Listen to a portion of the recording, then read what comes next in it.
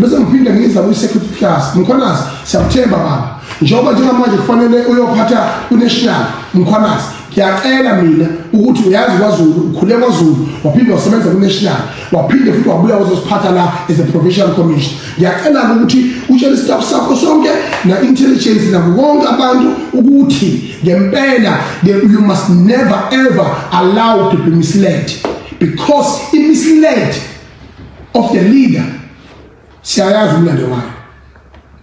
President Ramaphosa was misled during a 2021 unrest. Misled yini na icabinet yakhe ngoba umongameli akwazi ukuyibuka emhlanje. Misled abantu naye wavuma ukumislidwa. Yangizwa ngithini? And then the result waba yini? Waba disaster in the country.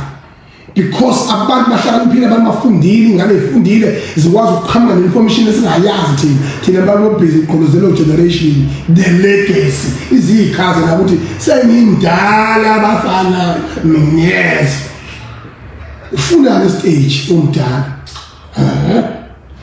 into ebalulekile la ukuthi emveni kwalokho ke namanje awukwazi uPSL uqhamuka nomama lo Noma lo bantu mahlala uyangithoxa ukukhama kwaSuku ukundi ikhanda mama bese uhlula umyeni wakho ungafuni ukuhlula thina ngoba isakhe esikhotho umfazi kwaZulu asikho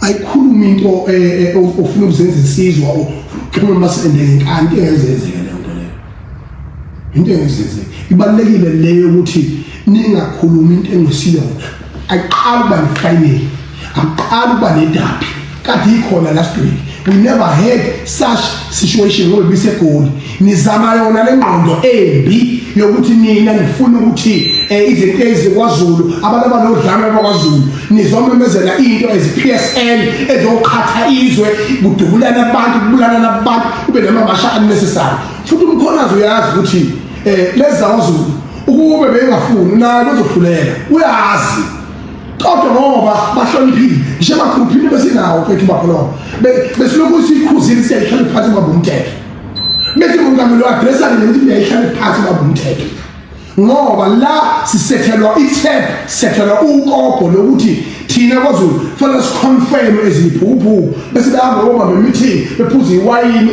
bedakwe besantuze le eStellenbosch mase besantuzile bethi allow the Zulus to be independent. What about this? What you are planning? Kangavuma mama kada sibe independent. South Africa. Noma nje sikhethele ke. Okay, waZulu asikayibali. Ngithanda impumalanga le goal. Yafistelo bazula yona. Hambani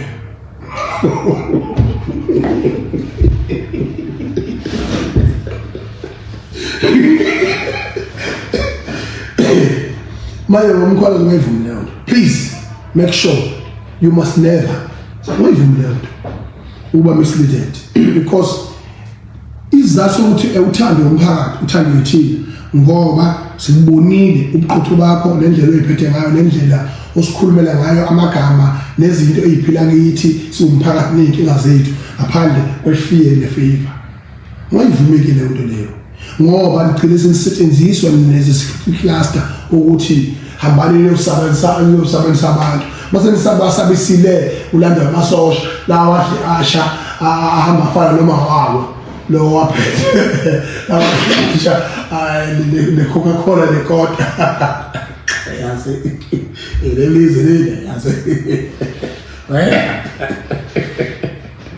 bekhona umelusikigaba bekhona abawona bangezinto zenzeka uyomthathwa nje ha yanibuka nje